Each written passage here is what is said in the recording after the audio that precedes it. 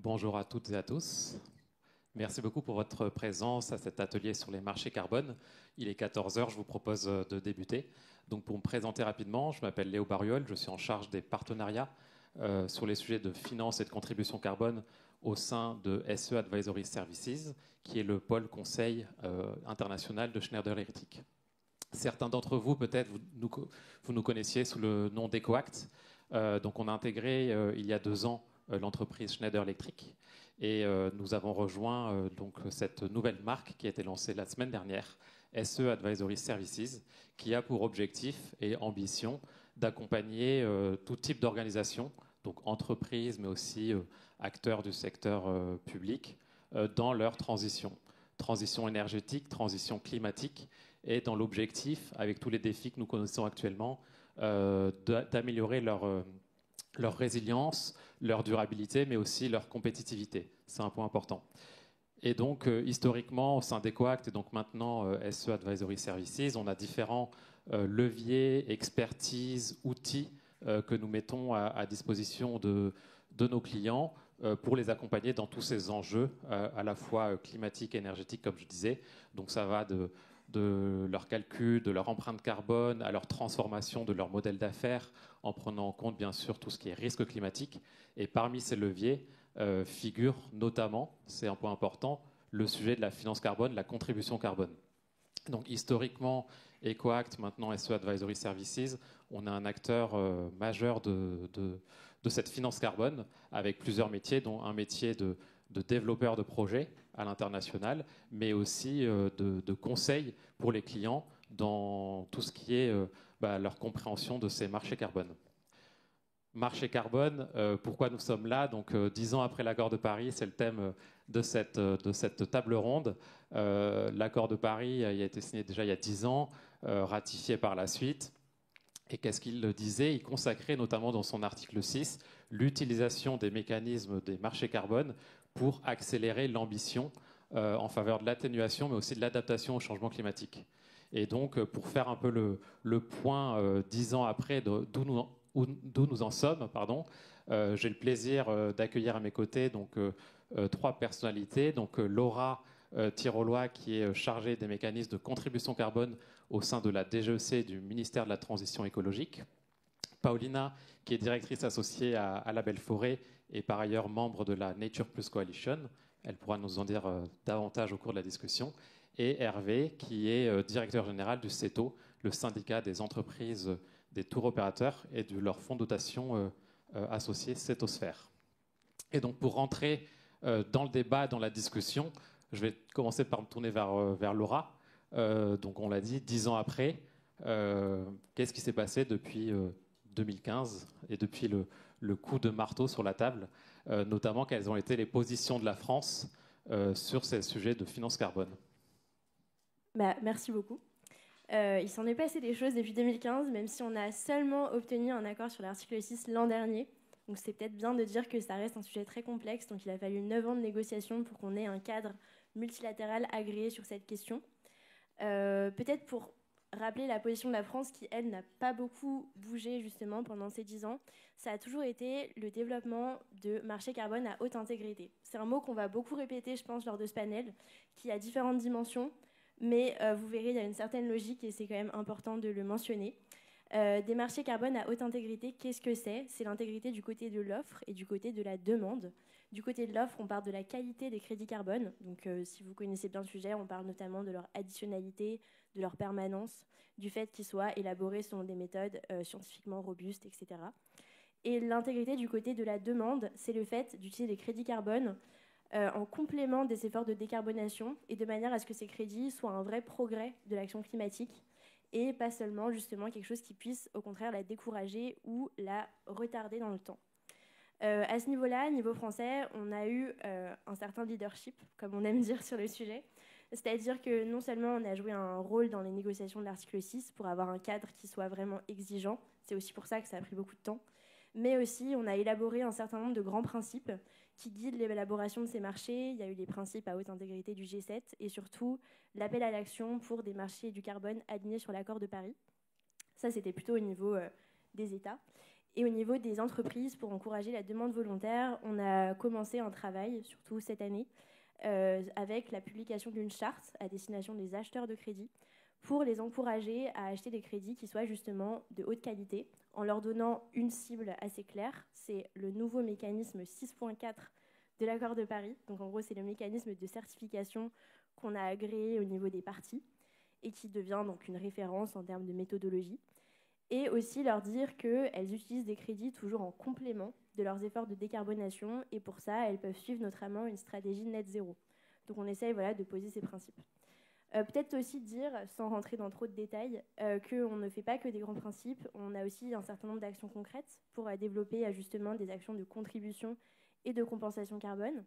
On a 2 obligations de compensation mises en œuvre par l'État français, notamment sur les vols intérieurs, qui doivent chaque année compenser une certaine partie de leurs émissions en achetant du coup des standards de qualité, avec une partie qui est en Union européenne, avec notamment beaucoup de projets français qui sont financés. Et on a un label de certification carbone qui est piloté par l'État, qui est au service de nos objectifs de décarbonation, qui s'appelle le label bas carbone, dont on va un petit peu parler. Je m'arrête là pour cette introduction. Merci beaucoup, Laura. Tu as mentionné le terme intégrité. Je me tourne vers Paulina. Je mentionnais que tu es membre de la Nature Plus Coalition. Label Forêt, Nature, quelles sont un peu les positions ou bien quels sujets vous souhaitez mettre en avant au sein de cette coalition, et peut-être aussi à quel échelon. Laura a mentionné bien sûr l'échelon français, l'échelon international avec les négociations, mais il y a aussi, je pense, l'échelon européen qui est important aujourd'hui. Il y a beaucoup de choses qui se passent sur ces sujets actuellement, absolument. Alors la Nature Plus Coalition, juste pour vous expliquer qui nous sommes, donc en fait on réunit d'un côté des porteurs de projets comme Label Forêt que je représente aujourd'hui, mais on a aussi SE Advisory Services, on a aussi Reforest Action et d'autres partenaires, et de l'autre côté on a aussi avec nous les entreprises. Alors notre objectif c'est faire de sorte qu'on arrive à préserver et à restaurer des écosystèmes, les écosystèmes qui nous entourent, via des solutions fondées sur la nature, de haute intégrité, absolument. Donc notre objectif, c'est de contacter, parler avec des décideurs, aussi bien au niveau national, et on est souvent en contact avec Laura et les équipes du ministère, mais aussi les instances européennes et internationales, surtout par rapport à l'article 6.4. Donc voilà notre travail d'influence.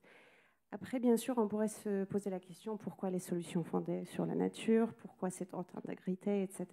Moi, j'aime bien un chiffre qui vient de World Economic Forum qui dit que 50% du PIB mondial dépend de la santé, de la bonne santé des écosystèmes.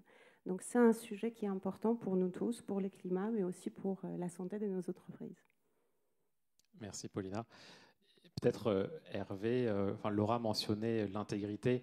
C'est à la fois le crédit carbone et les projets, mais aussi c'est la démarche d'aller peut-être au-delà de la contribution. Est-ce que tu peux nous dire quelques mots sur ce que fait le CETO en la matière ? Oui, tout à fait. En fait, le CETO, juste pour vous rappeler, moi, je représente un syndicat professionnel de tour opérateur. Un tour opérateur, c'est un producteur de voyages. Et bien entendu, dans les voyages que nous produisons, que nous fabriquons à destination des clients, la majorité d'entre eux sont à destination de l'étranger. Donc, qui dit étranger, bien entendu, en termes d'incidence carbone, on n'est pas forcément les bons élèves, puisque la grande majorité de nos trajets se font en avion. Et donc, en 2019, au sein de notre association, qui représente environ un peu plus de 80 adhérents, on a décidé effectivement de faire en sorte, au-delà des pures incantations de dire il faudrait, de construire un programme de façon à pouvoir contribuer et aller au-delà de la pure réduction de nos émissions, puisqu'on était convaincu d'une chose, c'est que la composante aérienne, même si on faisait tous les efforts, on ne serait jamais en net zéro. Et donc à partir de ce moment-là, on a réfléchi pour construire un fonds de dotation. 2019, quelques mois après, mars 2020, on se retrouve face au Covid. Donc je dirais qu'on a rempli nos objectifs. Enfin, plus sérieusement, on a mis en sommeil ce projet-là pour le réactiver un petit peu plus tard, et notamment en 2022-2023, de façon à faire appel au volontariat des donateurs. Alors, c'est un programme sur lequel nous, on a l'habitude de travailler énormément en mutualisation. Et ce qu'on a voulu, c'est donner à nos adhérents qui le souhaitaient ou qui ne s'étaient pas encore dotés d'outils, d'un véritable outil, on reviendra un petit peu sur le contenu, qui soit véritablement une démarche de l'entreprise et qui ne soit pas au bon vouloir, laissé au bon vouloir du voyageur. Entre nous, on s'était dit, c'est assez facile de dire, vous achetez un voyage à destination de X ou Y, vous avez la possibilité de contribuer à des programmes ou d'investir pour réduire, mais ça reste qu'une démarche volontaire. Nous, on a pris le parti inverse, c'est de dire on n'implique pas le client. C'est véritablement une démarche d'entreprise et on construit un programme qui nous permet en fait de réduire l'impact de nos émissions de CO2. Donc la première vocation, c'était véritablement celle-ci, d'impliquer les adhérents, nos adhérents qui n'avaient pas de programme, parce qu'on avait quand même une très grande diversité au sein de nos adhérents, des gens qui étaient plutôt avancés dans ces démarches-là, avec des véritables programmes financés ou développés par les entreprises elles-mêmes, et puis d'autres qui, de par des questions de taille ou d'absence de réflexion en 2019, s'étaient dit ça serait pas mal de le faire en mutualisation. Donc voilà un petit peu l'origine de nos programmes. Et puis on a voulu trouver des programmes qui soient pas seulement de la finance carbone. On voulait véritablement des programmes qui aient du sens, qui puissent parler à la fois à nos adhérents, mais qui puissent demain éventuellement parler à nos voyageurs. Et peut-être juste, est-ce que tu pourrais nous préciser ce que vous avez fait, dans quoi vous vous êtes engagé ces derniers mois? Alors, on avait une grande inconnue au lancement, c'était quelle va être la réaction de nos adhérents. Entre la déclaration d'intention, oui, on est intéressé, et puis le fait de devenir donateur sur un programme qui ne soit pas financé par les clients, dont la donation n'est pas répercutée aux clients, mais qui est véritablement prise sur la marge des entreprises. On a eu une première année pour voir un petit peu de quel montant on allait disposer pour investir dans des programmes. La première année nous a réservé de très très bonnes surprises. Et donc, au lieu d'aller chercher, financer à côté d'autres investisseurs sur des programmes de reforestation ou d'évitement, on a décidé de se rapprocher de EcoHat, désolé, je l'appelle encore EcoHat, de SE, de façon à pouvoir avoir une maîtrise complète d'un programme. Et c'est la raison pour laquelle on est arrivé sur notre très beau programme Jikosawa, de foyers de combustion au Kenya auprès de populations locales. Et c'est un programme sur lequel on investit sur 15 ans, pour lequel il y a eu des avancées assez intéressantes et qui a séduit tous nos donateurs. Tu mentionnais, Hervé, le secteur aérien, et ça me fait me retourner vers Laura. Tu mentionnais l'obligation qui a été prévue par l'État français pour les compagnies aériennes de compenser les émissions liées à leur vol domestique. Ceci en partie via le mécanisme que tu mentionnais dans ton introduction sur le label bas carbone, qui a été créé en 2018. Quelle a été la raison derrière cette création? C'était assez innovant pour un État de prendre la main sur son mécanisme de certification. Donc, quelles étaient un peu les raisons derrière cela? Et peut-être 7 ans après sa mise en place, les premiers résultats de cette démarche? Alors oui, en effet, elle est véritablement mise en œuvre depuis 2022. Donc là, on en est seulement à la 3e année d'implémentation, sachant que c'était une implémentation progressive. Donc au début, il y avait seulement 50% des émissions compensées. Là, pour 2024, on était à 100% et avec 50% en Europe. Pourquoi ? Je pense que le début de l'histoire est un peu moins beau que l'histoire en elle-même. Ça vient notamment de la loi Climat et Résilience, donc c'est l'article 147. Et c'est aussi lié à la difficulté qu'on a eue à interdire un certain nombre de vols intérieurs. Donc le compromis qui a été trouvé, notamment avec justement la filière de l'aviation, c'était de conserver un certain nombre de vols intérieurs. Donc on a interdit les vols qui étaient compensés par des trajets en train de moins de 2 heures, mais on en a laissé d'autres. Et l'idée, du coup, c'est, comme pour de la taxation carbone, c'est de renchérir ces vols-là petit à petit, d'où l'idée d'un mécanisme un peu différent et qui permettait d'avoir du coup une action immédiate en quelque sorte sur le climat. Et en effet, on essaye de trouver un équilibre entre une compensation du coup locale, européenne. Donc il n'y a pas que du label bas carbone, c'est juste que le label bas carbone est reconnu comme satisfaisant les critères d'intégrité qu'on a fixés, en pratique, c'est 99% des émissions compensées en Europe qui sont compensées via le label. Donc évidemment, c'est très intéressant pour nous. Mais sinon, on ouvre aussi de la part à la compensation à l'international. Et c'est vrai que du coup, là pour 2024, on avait 662 000 tonnes qui ont été compensées via du label bas carbone, ce qui représente à peu près 2000 hectares reforestés, donc ce qui est vraiment intéressant, et 250 agriculteurs qui sont accompagnés dans la mise en place de pratiques plus durables et moins émettrices. Donc on est plutôt content. Et sinon, ça représente à peu près 1,5 million de tonnes chaque année.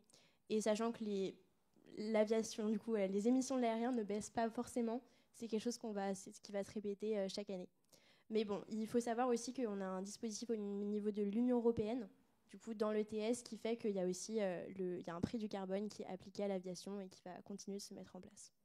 Voilà. Et peut-être sur le label bas carbone, finalement, la volonté, c'était de créer un outil auquel les entreprises et le secteur privé notamment puissent utiliser pour participer à l'atteinte des objectifs de la France. Oui, exactement. En fait, c'est sur les secteurs du coup qui ne sont pas couverts par cet ETS européen, par le marché carbone de quotas.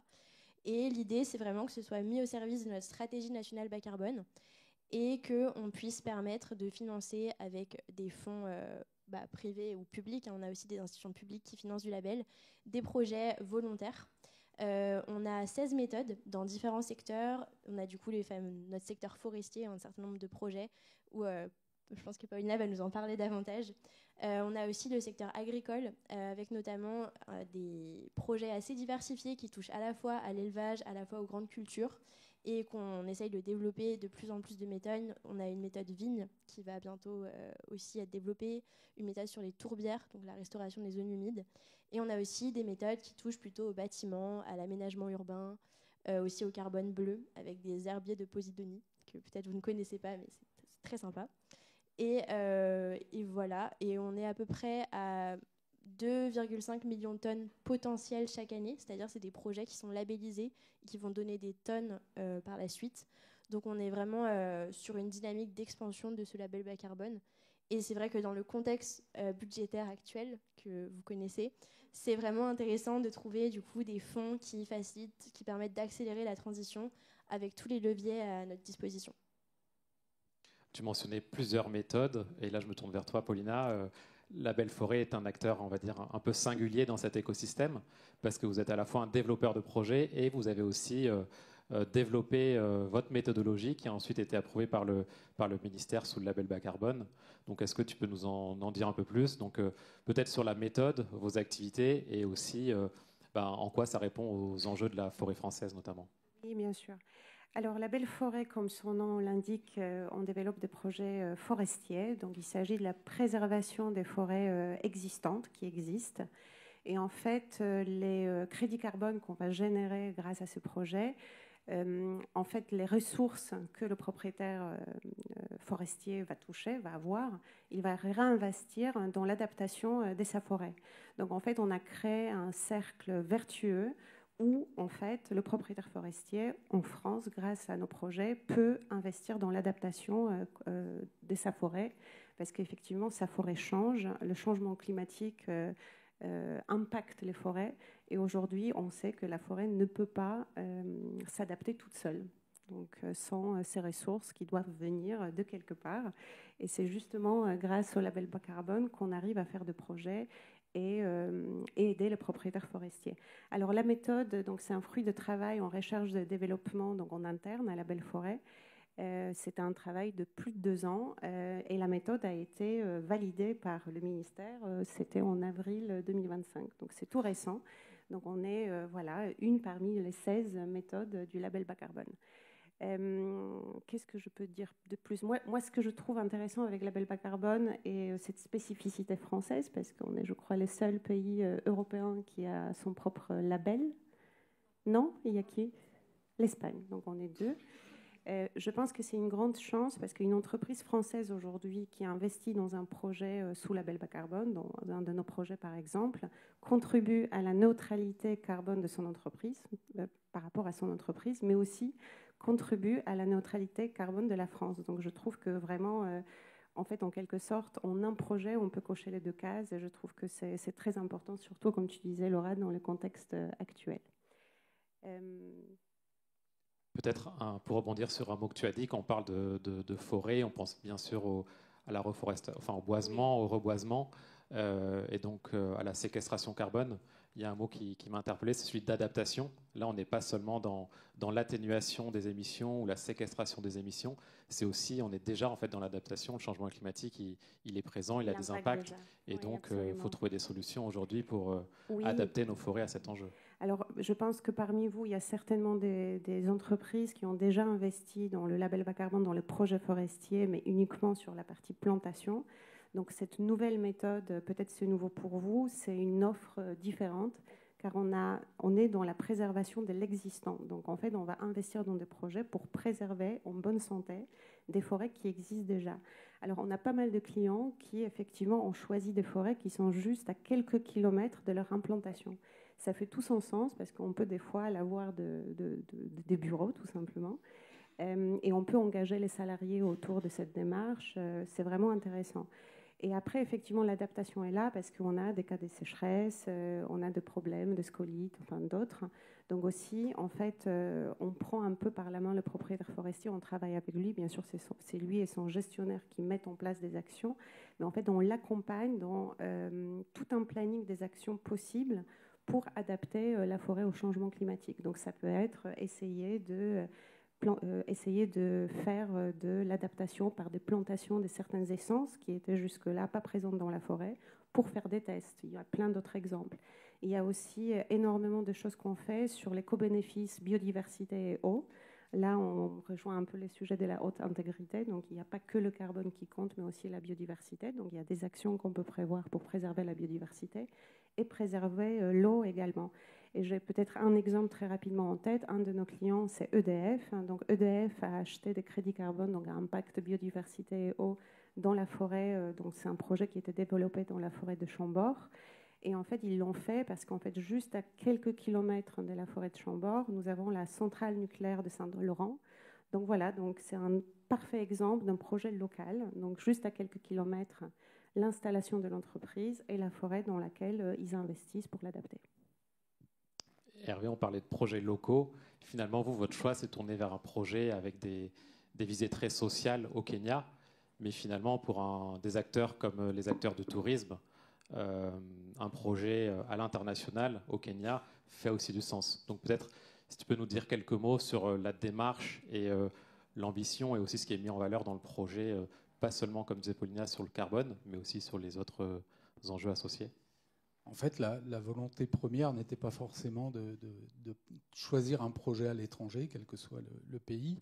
En fait, dans les critères de choix, on voulait absolument un programme ou investir dans des projets sur lesquels on était en additionnalité pure, c'est-à-dire que des programmes sans notre intervention qui n'auraient pas pu voir le jour. Ça, c'était quelque chose qui était absolument essentiel.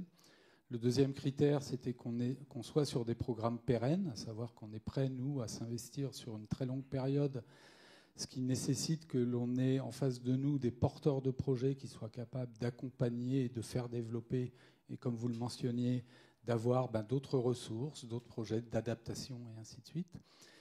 Un volet qui nous paraît à nos yeux essentiel, c'est qu'on ait véritablement un développement économique et local important pour les populations. On ne peut pas faire de projet, enfin pour nous c'était inconcevable de faire des projets ou financer des programmes sans que les intervenants sur place, les populations locales, ne trouvent soit un revenu, soit un débouché et ne trouvent pas leur juste part dans le financement de ce programme. Et enfin, et ça c'est une des clés qui nous a fait rejeter quand même pas mal de programmes, ce sont des critères de mesurabilité. Aujourd'hui, c'était quelque chose qui nous paraissait à nos yeux essentiel pour une raison toute simple, c'est que quelque part, à un moment, même si on ne l'a pas fait encore et on s'interdit de le faire, tant qu'on n'a pas assez de recul, la communication, on peut être, surtout sur nos métiers, extrêmement sujets au greenwashing, et on voulait absolument éviter ceci. Et ce qui nous semblait important, c'est pour pouvoir l'éviter, c'est d'avoir des programmes qui soient certifiés, sur lequel on puisse s'engager avec des standards qui soient reconnus. Et c'est pour ça que votre aide nous a été précieuse en la matière. Donc, comme je le disais tout à l'heure, effectivement, on a identifié un nombre de programmes. Également sur l'effectivité de ces programmes, on avait souhaité, on aurait aimé développer des mangroves. Malheureusement, ce sont vraiment des plantations ou des projets qui ont été surinvestis. Et aujourd'hui, les terres disponibles pour la mangrove restent quand même très difficiles à exploiter. Et donc, on est parti sur ce programme de foyers de cuisson améliorés à destination de populations locales au Kenya.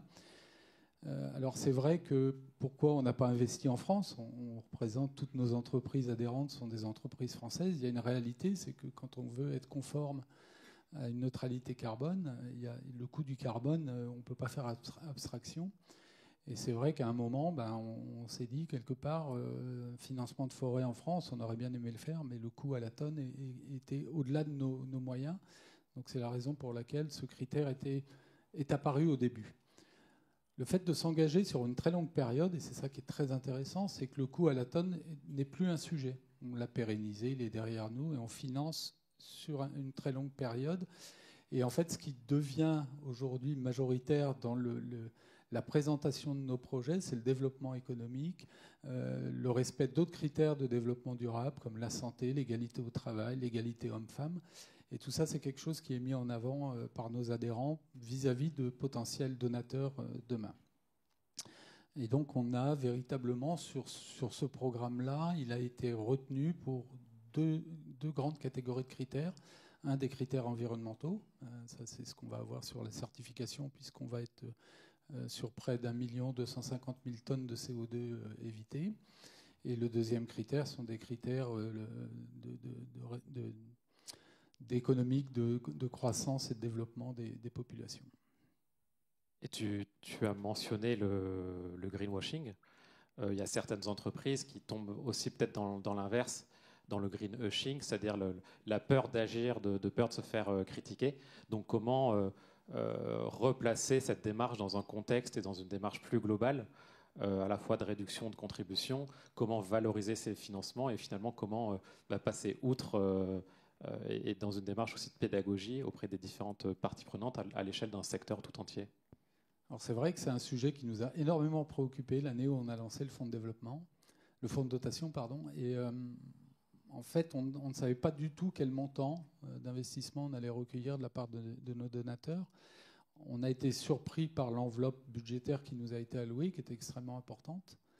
Mais la contrepartie, c'est que nous, on avait tellement peur, effectivement, d'être taxé de greenwashing qu'on a interdit toute communication, ce qui a généré beaucoup de frustration de la part des donateurs en disant attendez, j'investis mais j'ai rien. Donc on a surtout, dans un premier temps, c'est là où on s'est mis à la quête d'un projet qui nous soit propre, qui soit clairement identifié et sur lequel on puisse communiquer non pas sur des réductions de tonnes de CO2, mais sur des projets concrets. Et puis le deuxième aspect, et ça c'est quelque chose, c'est l'engagement que le fonds de dotation a pris, c'est que les crédits carbone qui sont délivrés au fonds de dotation sont de toute façon annulés dès lors qu'ils sont perçus. Donc ça c'était le premier axe de communication. Aujourd'hui, on est sur des choses extrêmement concrètes, donc on donne à nos adhérents des éléments de communication pour qu'ils puissent valoriser, pas tellement vis-à-vis de leurs clients au final, mais énormément en interne vis-à-vis de leurs employés, de leurs futurs salariés. Il y a vraiment beaucoup de sens derrière ces démarches. Et donc aujourd'hui, il y a moins cette crainte de greenwashing dès lors qu'on a trouvé les bons axes de communication, notamment sur le développement économique, notamment sur le fait de travailler en mode projet, sur des critères d'adaptabilité et pas uniquement de réduction. Sur le label bas carbone notamment, Laura, tout à l'heure on mentionnait les financements qui sont peut-être aujourd'hui une des contraintes au passage à l'échelle de ce mécanisme. Donc quel levier vous voyez, vous au ministère, pour on va dire accroître les financements en faveur de ces projets? Est-ce que tu as mentionné aussi le fait que certains secteurs, dont l'aérien que tu mentionnais, il y avait pas seulement une incitation, mais désormais d'ores et déjà une contrainte. Est-ce qu'il faut l'étendre à d'autres secteurs? Comment un peu vous étudiez ça pour accroître les financements dans un contexte, comme tu le disais, de finances publiques un peu chahutées? Alors déjà, au-delà du label bas carbone, je pense que ce point sur l'éco-blanchiment est très important. On sait que c'est encore aujourd'hui le frein majeur justement pour investir sur les marchés de crédit carbone. Et c'est tout le sens de la démarche qu'on initie, donc en parallèle du fait qu'on essaie de promouvoir des lignes directrices très claires sur qu'est-ce que c'est qu'un crédit de bonne qualité. On essaie aussi d'envoyer un message aux acheteurs en disant vous pouvez acheter des crédits carbone, voilà ce que vous pouvez faire et ce qui ne vous suscitera pas normalement de conséquences négatives. Et déjà, ce message prend du temps à être porté. On le fait, du coup, on l'a fait avec la charte pour un usage des crédits à haute intégrité au niveau surtout français, à Chenla en avril. Là, on a rejoint une coalition qui est coprésidée par le Royaume-Uni, le Singapour et le Kenya, où d'autres pays vont se joindre également, mais la France est un membre fondateur et qui va notamment publier ses principes à la COP30, où l'idée, c'est vraiment d'envoyer ce message à plus grande échelle et de s'engager à un certain nombre d'actions pour justement accroître le développement des marchés du carbone à haute intégrité. Et ça veut par exemple proposer une définition d'un statut comptable et juridique des crédits qui soit plus clair, lever les obstacles à tout ce qui est harmonisation des marchés, des actions de ce type. Donc en tout cas, tout ça pour dire qu'on prend cette thématique aussi au niveau global. Sur le label, c'est encore un peu différent. Je pense que là, on vient de réviser son cadre réglementaire, donc en début septembre. On en a notamment fait, on a transformé en fait des réductions d'émissions qui n'étaient pas cessibles en crédits carbone cessibles pour répondre aux attentes de nos financeurs. Et on a aussi intégré le retour d'expérience des dernières années pour en faire un outil qui soit plus robuste, avec davantage de transparence, qui fonctionne mieux, etc. Donc déjà, on a essayé d'améliorer l'outil, on va dire. Et ensuite, on se pose évidemment pas mal de questions sur comment faire pour la suite, au-delà du fait d'agir pour la demande.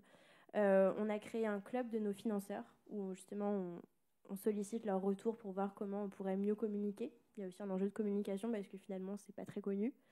Et comment améliorer le mécanisme sur le long terme. Et on réfléchit aussi à potentiellement élargir ou renforcer les obligations de compensation qui existent. On sait que la commande publique, c'est quand même un levier de développement important.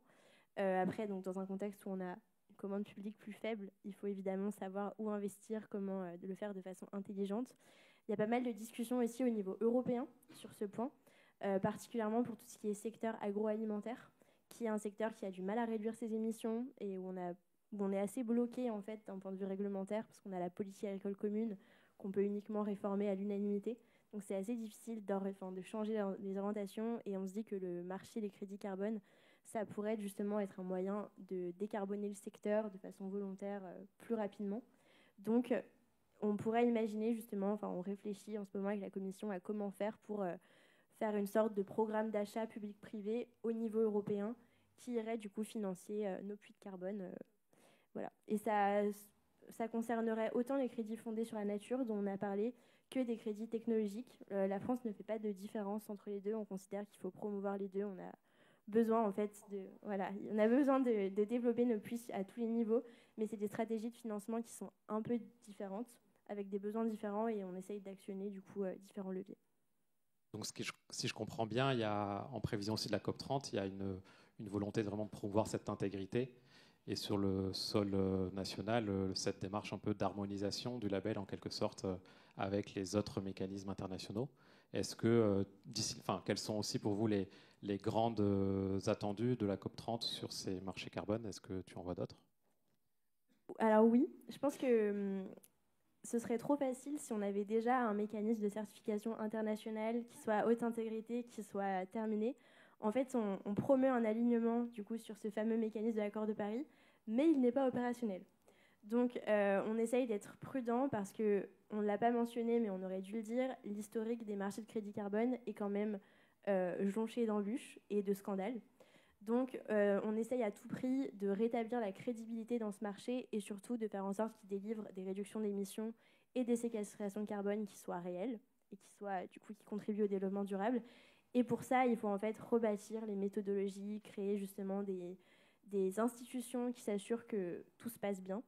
Et donc, ce fameux mécanisme 6.4, il n'est pas opérationnel. On a encore des négociations à Belém à mener sur ce point. Toujours aussi un équilibre à trouver avec la viabilité économique, qui reste un point majeur. Je pense qu'il faut quand même le redire que quand on fait des crédits carbone, où on veut tout bien faire, on prévoit des audits qui durent 3 jours, on se rend compte que ce n'est pas possible, qu'il va falloir revoir nos critères et qu'il va falloir être un peu pragmatique aussi sur ce point. Donc on va dire que c'est un peu c'est un équilibre à trouver. Et du coup, sur le cadre plus large de l'article 6, on a aussi un mécanisme dit du 6.2 qui permet des transferts entre États. Sans me lancer dans une longue discussion, disons aussi qu'il y a des choses à opérationnaliser et pas mal de garde-fous à mettre, notamment sur les investissements que les États vont mettre, sur justement comment on va comptabiliser ça de façon robuste. Donc voilà. Donc les attendus de la France, c'est poursuivre des discussions qui ont beaucoup avancé à bas coût et qui nécessitent d'être un peu conclues, et peut-être aussi regarder ce qu'on doit encore investir. C'est-à-dire qu'il y a beaucoup d'investissements à faire en termes d'infrastructures. Il y a aussi un accès au marché carbone qui doit être équitable entre pays du Nord, pays du Sud. Et ça veut dire financer notamment beaucoup de ce qu'on appelle du renforcement de capacité. Donc permettre à tous les pays de pouvoir justement développer des projets solides, robustes et qui leur apportent des vrais co-bénéfices sur le long terme. Oui, c'est vrai que ces mécanismes de marché carbone, finance carbone, à la base, il y avait vraiment cette notion de solidarité internationale qui avait été pensée depuis des années maintenant. Hervé, Laurent parlait de financement, Paulina. Finalement, le métier de Label Forêt, c'est un développeur de projet, mais il faut aussi chercher des financements. Donc c'est à double casquette, je dirais. Quels sont, selon toi, les points de blocage peut-être? Comment vous voyez les discussions avec certains financeurs? Qu'est-ce qui peut-être bloque? Qu'est-ce qui permet de convaincre? Et finalement, voilà, s'il y a des entreprises dans la salle, quel serait le message pour les encourager à se lancer dans cette démarche de contribution? Oui, bien sûr. Déjà, je vais revenir sur un point mentionné par Hervé, très intéressant, sur cette peur de communiquer. Moi, j'ai découvert, et c'était une grande surprise, des fois, je rencontre des entreprises qui ont fait extrêmement, vraiment beaucoup de belles choses. Ils n'en parlent jamais parce qu'ils ont peur. Donc, je trouve que c'est dommage. C'est peut-être une idée pour une conférence ProDurable l'année prochaine. Comment bien communiquer, pourquoi ne pas communiquer, pour nous, ne pas être fiers de tout ce qu'on fait. Donc ça, c'est un point, je pense, à travailler. On n'a pas aujourd'hui de solution, même s'il y a un cadre peut-être plus simple, plus concret qui est en train d'être préparé. Alors pour Label Forêt, moi ce que j'observe, soit il y a des entreprises, je parlais d'EDF, c'est un très bon exemple, ils ont leurs équipes qui sont spécialisées dans le carbone, la biodiversité et l'eau. Donc ils sont capables d'étudier vraiment dans le moindre détail les méthodologies, les projets et derrière décider pour investir là-dedans. Et du coup, ils ont moins cette peur de communiquer. Et c'est normal, ils ont des équipes en place. Et bien sûr, il y a d'autres entreprises qui n'ont pas cette capacité d'avoir des experts en interne. Et là, je vois qu'il y a une certaine appréhension. Alors, appréhension sur plein de sujets différents. Hein. Ça peut être peur de communiquer, peur de greenwashing. Ça peut être peur de comment je choisis. Est-ce que je choisis à l'étranger? Est-ce que je choisis en France parce que je suis une entreprise française? Moi, j'ai un peu envie de dire qu'on est dans une telle urgence qu'il faut miser sur tous les chevaux sur cette course parce que effectivement, on ne sait pas exactement. Dans 10 ans, peut-être, on va apprendre que c'était une solution qui marchait mieux qu'une autre. Mais aujourd'hui, on ne le sait pas. Donc, il faut massivement investir partout. Et nous, à la Belle Forêt, ce qui marche très bien, parce qu'on est en France, ce sont des projets dans des forêts en France, on invite les potentiels financeurs à venir en forêt avec nous. Donc, voir qu'en fait, un crédit carbone à impact de biodiversité, ce n'est pas quelque chose de virtuel. Donc, ce n'est pas juste de la finance carbone, c'est une vraie forêt, un vrai propriétaire forestier qui est engagé dans ces actions. Et effectivement, la possibilité d'engager les collaborateurs, de le faire venir sur place, et bien sûr aussi, je pense que c'est un point, je me répète, mais c'est hyper important, d'un impact local d'une entreprise. Et ça marche vraiment bien. Je pense que quand les gens voient l'impact sur le terrain, ils se disent d'accord, ok, je vois cette forêt, je vois les enjeux, je vois l'impact du changement climatique, on peut y aller. Donc ça, c'est vraiment le point de différence qu'on a par rapport à nos projets. Merci beaucoup, Paulina, pour ce message. Je pense que l'invitation est passée. Et du coup, bonne transition. Je pense que l'heure tourne. Il reste quelques minutes. Si jamais vous avez des questions dans la salle, je crois qu'il y a des micros qui sont installés, donc n'hésitez pas à vous rapprocher des micros pour poser des questions à nos intervenants. Merci beaucoup. Timothée de la Séglière, Société Linium Impact. J'ai 2 points qui me posent un tout petit peu problème. Donc je vais les évoquer. Le premier, c'est le point d'intégrité de la demande notamment. Le second, c'est le point d'égalité. Donc sur le premier point, intégrité, on est d'accord que la compensation carbone ne peut être une solution que dès lors qu'on a un objectif de réduction des émissions carbone. Ce n'est pas une solution en tant que telle. L'État n'a pas été franchement radical dans la suppression des lignes d'aviation intérieure. Je suis moi-même chef d'entreprise, donc je comprends tout à fait les impératifs de rentabilité et de croissance des entreprises. Comment des tour opérateurs et l'aviation en général peut être un acteur de la solution dès lors que leurs ambitions économiques vont vers une augmentation des émissions carbone et non pas vers une réduction. Il me semble économiquement impossible qu'une société qui a des objectifs, une société d'aviation qui a des objectifs de croissance aille vers une réduction. Qui est de la compensation, c'est très bien, mais à mon sens, il n'y aura pas de réduction. D'ailleurs, là-dessus, concernant le greenwashing, je pense qu'il y a aussi un autre sujet, c'est que beaucoup estiment que les crédits carbone sont des droits à polluer. Et des acteurs qui vont avoir des ambitions d'augmentation de leurs émissions et qui compensent, finalement, ça ressemble un petit peu à un droit à polluer. Le second point, il sera plus court, c'est sur l'égalité. Moi, j'ai beaucoup vécu en Afrique de l'Ouest, je suis beaucoup les projets qui sont là-bas. L'article 6.2 me semble extrêmement dangereux. Déjà parce que ce sont des zones qui vont être très fortement affectées par le changement climatique, avec des impacts migratoires, socio-économiques, humains terribles. Et ensuite, parce que d'une part, c'est très incitatif pour eux de vendre des projets. Il y a des potentiels monstrueux là-bas. Mais ça va les amputer de leur capacité à être eux-mêmes neutres carbone et ça va les amputer d'une partie de leurs objectifs de développement qui sont pourtant indispensables. Et là encore, pour moi, ça ressemble un petit peu à un droit à polluer pour des pays qui sont finalement à l'origine du problème en grande partie, au détriment de pays qui ont une empreinte carbone relativement faible parce qu'ils sont pauvres. Comment l'État et comment des acteurs économiques qui ont des objectifs de développement économique liés à des émissions carbone peuvent-ils être partie de la solution? Sur cette partie-là, alors je voudrais juste corriger un petit peu. Vous dites notre objectif, c'est la croissance de nos émissions. Ce n'est pas tout à fait le cas. C'est le résultat, on est bien d'accord. On est sur des objectifs de croissance comme toutes les entreprises. Là-dessus, il n'y a pas de doute. Effectivement, nous, ce que l'on a souhaité faire, on est vraiment dans un discours et dans une démarche de dire on est là pour absorber les émissions résiduelles.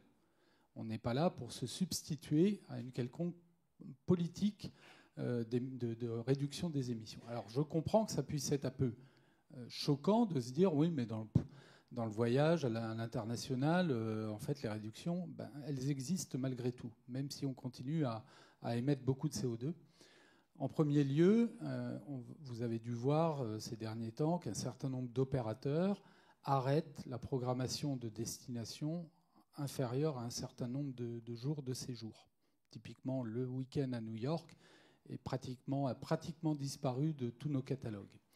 Deuxième chose, on essaye de privilégier, quand cela est possible, les vols directs. On va essayer d'arrêter les vols via, puisque c'est là où on sait qu'il y a le maximum d'émissions sur les phases d'atterrissage et de décollage. Troisième chose, quand cela est possible, on essaie de privilégier les compagnies qui ont des flottes récentes, puisqu'on l'a vu sur les dernières études, on a quand même des émissions au kilomètre qui ont énormément baissé. Alors je vous rejoins, on ne va pas malgré tout, l'alternative n'est pas de dire on arrête nos voyages. Nous, on a décidé de continuer, mais d'une manière certainement un peu plus responsable. Mais la base du discours, véritablement, c'était de se dire il faut qu'on soit sur la réduction, la compensation de nos émissions résiduelles, ce qui veut dire qu'il faut qu'on diminue. La deuxième chose, on est sur une démarche volontaire. Pourquoi ? Parce qu'à un moment, on s'est dit on va se faire rattraper, non pas par la patrouille, mais on va se faire rattraper par nos clients. Et en fait, dans les faits, qu'est-ce qui se passe ? C'est que à budget plus ou moins, selon les écarts de budget, le bas carbone dans les voyages sort des contraintes des clients. C'est ça qui est très difficile. Donc c'est pour ça qu'on a souhaité non pas donner le choix aux clients de dire tiens, si vous partez à New York, si vous partez aux États-Unis, on vous donne la possibilité d'absorber une partie, tout ou partie de vos émissions, parce qu'on sait qu'au final, quand il va falloir sortir 150, 200, 300 euros de plus, le client va s'abstenir. Et c'est la raison pour laquelle nous, on est sur un fonds de dotation volontaire, sur une contribution volontaire. Je prends vos points, mais voilà, effectivement, ça peut. Il y a cette question d'intégrité, mais nous, on va œuvrer un maximum pour fédérer le plus possible de nos adhérents pour essayer de réduire l'impact au maximum. Du coup, je continue. Sur le sujet de l'aviation, je pense que on pourra en parler plus en approfondi après, mais c'est quand même, rappelons-le, un secteur qui ne peut pas être décarboné tout de suite, qui pose d'ailleurs énormément de questions en termes d'usage des SAF, donc les fameux carburants bas carbone, qui posent des questions en termes d'accès à la biomasse. Donc on a beaucoup de questions et en effet, la seule solution pour ce secteur, c'est une baisse graduelle aussi du trafic aérien, on le sait. Il y a différents instruments qui sont mis en place. On a du coup notre fameux marché, notre système d'échange de quotas d'émissions au niveau européen qui aussi met un prix sur le carbone pour l'aviation de façon progressive. On a rajouté en plus en France cette obligation de compensation des vols intérieurs et il y a en plus une obligation de compensation au niveau international qui est mise en place par l'OACI qui s'appelle Corsia et qui va aussi vraiment devenir obligatoire à partir de 2026. Donc tout ça pour dire que c'est un énorme problème, mais il y a des choses qui sont faites dans la perspective où actuellement, imposer des objectifs de réduction d'émissions, ça veut juste dire baisser le trafic, et ça a évidemment des impacts en termes économiques assez importants. Sur le sujet du coup des crédits carbone comme des droits à polluer et de l'article 6.2, la position française, c'est vraiment de dire la priorité, je ne l'ai peut-être pas dit assez clairement, c'est la décarbonation. Et ça veut dire que pour ça, on encadre l'usage qu'on fait de tout ce qui est compensation carbone, et sinon on promeut donc la contribution carbone, les crédits carbone qu'on achète en plus de la trajectoire de décarbonation, et que d'ailleurs on ne comptabilise pas dans le bilan des émissions. Qu'est-ce que ça veut dire concrètement? Ça veut dire que typiquement dans ce qu'on a promu, quand on a publié notre charte en avril, ou ce qu'on promet là dans nos positions, c'est de dire aux entreprises, vous pouvez acheter des crédits carbone, à condition que vous suiviez votre trajectoire de réduction d'émissions, donc que vous ayez une stratégie climat, une stratégie net zéro, et que vous compensiez du coup une proportion ciblée de ces crédits par rapport à chaque année ce que vous avez prévu de réduire. Si vous ne respectez pas cette stratégie, vous n'avez pas le droit de faire des allégations de climat, que vous suivez bien une stratégie net zéro qui fonctionne, etc. Donc en gros, on réglemente aussi en fonction de ce qu'elles peuvent communiquer. Il y a une directive sur ce sujet qui est en cours de négociation au niveau européen, la directive justement allégation environnementale, qui vise pareil à réglementer ce que les entreprises peuvent dire quand elles utilisent des crédits carbone. Voilà, c'est assez technique et j'ai pas envie de perdre tout le monde, mais l'idée c'est vraiment pas de dire c'est un droit à polluer, c'est vous pouvez acheter des crédits carbone et vous pouvez communiquer dessus, mais selon certaines conditions, et la priorité restera toujours la réduction des émissions. Et ça c'est un message qu'on porte à tous les niveaux. Maintenant, il faut aussi être pragmatique, et ça je pense que on a vu que le monde a quand même beaucoup changé en 1 an et demi.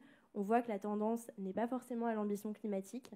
Et on a regardé justement avec nos partenaires européens notamment ce qui se passait en termes d'action des entreprises. Et c'est intéressant de voir que finalement, en termes d'engagement des entreprises, il y en a beaucoup qui ne font rien. C'est-à-dire qu'elles ne réduisent pas leurs émissions, elles n'y arrivent pas, elles disent que ça coûte trop cher, etc. Elles n'ont pas aussi de contraintes pour le faire. Mais elles n'achètent pas de crédit carbone non plus, parce que du coup, on les décourage. Du coup, en fait, on essaye aussi de trouver une voie où l'urgence est telle qu'on se dit si on a des outils qui nous permettent de réduire les émissions rapidement et qui n'impliquent pas pour les États, justement, du coup, des États tiers, de comptabiliser leurs inventaires, le fait qu'elles donnent des émissions ailleurs. Donc, typiquement, si on fait des marchés carbone volontaires, l'État peut garder les réductions d'émissions dans son inventaire, l'entreprise les achète dans son bilan. En fait, tout le monde est gagnant. Donc, on a tout intérêt à promouvoir aussi ce type de solution. C'est vrai qu'on peut se dire que c'est très tiré par les cheveux, pourquoi tout le monde ne se décarbone pas? Bon, je pense que vous avez déjà la réponse à cette question. Donc, c'est aussi une vision qui est un petit peu plus pragmatique. Et l'idée, c'est de vraiment actionner tous les leviers à notre disposition. C'est très délicat. On sait que là, justement, encore une fois, c'est un équilibre à trouver entre autoriser l'usage de crédit carbone et désinciter à la décarbonation. Mais c'est une voie qu'on essaye en tout cas. Maintenant, quand on en vient à l'article 6, on est tout à fait d'accord qu'il y a un gros risque d'aléa moral. Le principe de l'article 6, c'est un État peut vendre des réductions d'émissions à un autre État s'il a atteint son objectif au sens de l'accord de Paris, qui s'appelle une contribution nationale déterminée, une CDN. Du coup, en fait, le mécanisme dit, si vous voulez vendre plus de crédits, vous avez tout intérêt à vous fixer un objectif bas, que vous êtes sûr d'atteindre, et ensuite vous vendez de plus en plus de crédits. Comment on peut faire? En fait, l'accord de Paris, c'est un cadre incitatif, Et on ne peut pas dire à un pays, ta CDN est trop basse, remets-la, enfin, fais mieux. C'est ce qu'on dit, mais en des termes diplomatiques beaucoup plus étayés. Et pour ça, en fait, les seules armes qu'on a en quelque sorte, c'est-à-dire qu'on a mis certains garde-fous. Pour le 6.2, par exemple, on fait ce qu'on appelle une procédure de revue. Donc on a quand même mis un certain nombre de grands principes, même si je suis d'accord avec vous, c'est un cadre qui reflète un niveau d'ambition minimal, qui n'a pas de base méthodologique. Donc on n'a pas de cadre de certification, c'est juste des grands principes à respecter, alors que le 6.4, là, c'est un cadre méthodologique, et c'est pour ça qu'on soutient le 6.4 comme référence d'intégrité et pas le 6.2. Mais du coup, en fait, ce qu'on peut faire, c'est qu'on a une procédure de revue où des experts du coup, de la CNUC, en gros, évaluent les coopérations menées, le font de manière très publique. Donc, c'est un cadre qui promet beaucoup de transparence, ce qui est aussi important, et sur lequel, justement, les États sont vigilants, la société civile aussi, et sur lequel on peut faire, en gros, du name and shame. C'est assez basique, mais c'est quand même le principe de l'accord de Paris, et c'est comme ça aussi qu'on peut promouvoir plus d'ambition. Et je vais juste terminer pour dire que du coup, au niveau français, on considère que l'article 6, ça peut être une sorte de levier diplomatique pour inciter à fixer des objectifs plus ambitieux, dans le cadre où potentiellement la France et l'Union européenne vont acheter des crédits. Ce n'est pas encore établi combien, comment, c'est très nouveau, c'est en cours de négociation. Mais en fait, on pourrait dire que justement, on s'engage à des partenariats plus intéressants, où on partage les bénéfices avec les pays tiers. Je suis d'accord avec vous qu'il ne faut pas juste acheter les crédits pas chers dans certains États pour leur dire bah, maintenant tu nous as tout donné, débrouille-toi pour te décarboner, ça te coûtera 2 fois plus cher, mais nous c'est bon, on aura rempli notre part du contrat.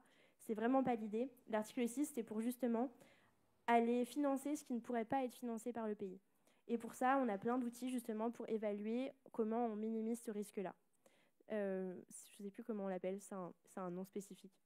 Je l'ai en anglais, c'est pas grave. Mais en tout cas, on a bien en tête ces enjeux-là et on va pousser au niveau français, au niveau européen pour faire des crédits à haute intégrité, justement, qui évitent ces écueils. Et enfin, pour dire que les pays dont on parle et qui vont se lancer dans des coopérations l'ont bien en tête. Ils ne sont pas tous, justement, à se ruer sur, justement, les marchés carbone. Ils mettent en place des conditions assez strictes, où, typiquement, ils font une liste des actions de décarbonation qu'ils vont garder pour leur CDN, une liste des actions qu'ils n'arrivent pas à décarboner et qui vous comptez. Et on peut aussi imaginer plein de mécanismes où on s'assure que, finalement, c'est seulement quand le pays sera sûr qu'il a assez de réduction d'émissions grâce à ses actions qu'il peut donner ses crédits à l'autre État. Enfin bref, on peut mettre en place des mécanismes, ça devient très technique, donc je vais m'arrêter là. Mais tous les points que vous avez soulevés sont vrais, on les a en tête, et c'est vrai que c'est un mécanisme qui est très risqué. Merci Laura. Et pour finir et pour conclure, parce que le temps, le panel arrive à sa fin, les crédits carbone, c'est un outil, ce n'est pas une fin en soi, et ça vient bien sûr en complément et en parallèle de toutes les actions de réduction qui sont nécessaires. Merci beaucoup à nos panélistes, merci à vous pour votre présence et bon salon.